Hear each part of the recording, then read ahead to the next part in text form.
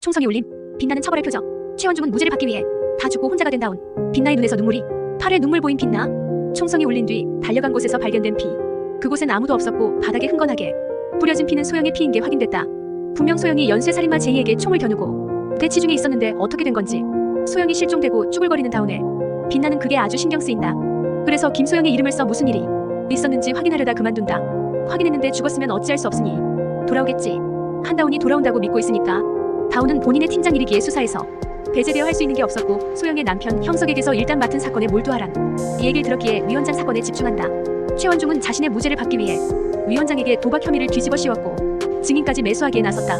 어차피 빛나는 본인이 심판을 다시 할 거였기에 솜방망이 처벌을 내렸고 앞에 일들이 쌓여 욕하는 기사와 욕하는 전화가 빗발친다. 지옥으로 돌아가려면 어쩔 수 없는 수순이었기에 빛나는 괜찮았지만 걸리는 건 다운의 표정뿐이었다. 빛나는 처벌할 표적을 정하기 위해 12명을 죽인 연쇄살인마 제이에 대한 정보를 수집 중이었는데 유일한 생존자를 찾던 중 그게 한다운이란 걸 알아낸다.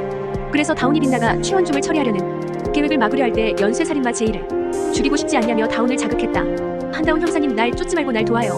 그럼 내가 그놈 찾아내서 형사님 대신 법 대신 대가를 치르게 해줄게요. 최원중에게 위원장한테 한 짓의 배를 돌려주고 죽인 빛나는 또 한 건 해결했는데 다운에게 덜미를 잡혀버린다. 빛나를 계속 주시하고 있던 그는 위치 추적기를 부착해 뒤쫓았었고 현장을 촬영해 증거를 만들었다. 거기다 유황가루를 악마한테 뿌리면 꼼짝 못한다는 만도에게 들은 정보로 빛나를 제압했다. 만도 이시키. 구멍이다 구멍 키읔키읔. 다운이 힘을 못 쓰게 된 빛나를 체포해 데려가려던 찰나 소영을 찾았단 연락이 걸려오고 다운은 빛나를 근처에 묶어두고 그리로 향했다. 그리고 다운을 기다리고 있는 건 싸늘한 주검이 되어버린 소영이었다. 25년 전 부모님과 동생이 죽었을 때처럼 소영의 근처엔 제이 표식이 남겨져 있었다. 가족이 다 죽고 혼자가 된 다운에게 당시 출동했던 경찰 소영이 유일한 가족이 되어줬었는데 다운은 새로 맞이한 가족마저 제이 손에 잃게 된 것. 다운은 큰 분노에 휩싸였고 법으로 처벌해야 한다는 신념을 버리고 빛나를 찾는다. 사람 좀 죽여줘요. 연쇄살인마 제이. 그놈 찾아서 지옥으로 보내줘요. 당신은 악마니까 할 수 있잖아. 아니 나랑 같이 잡아. 보는 순간 내 손으로 갈기갈기 찢어 죽여버리게. 안 돼. 그럼 당신도 지옥 가. 내가 그 새끼 죽인 다음에 당신이 나 죽여서 지옥 보내. 그땐 기꺼이 당신 손에 죽어줄 테니까 그 약속 꼭 지켜요.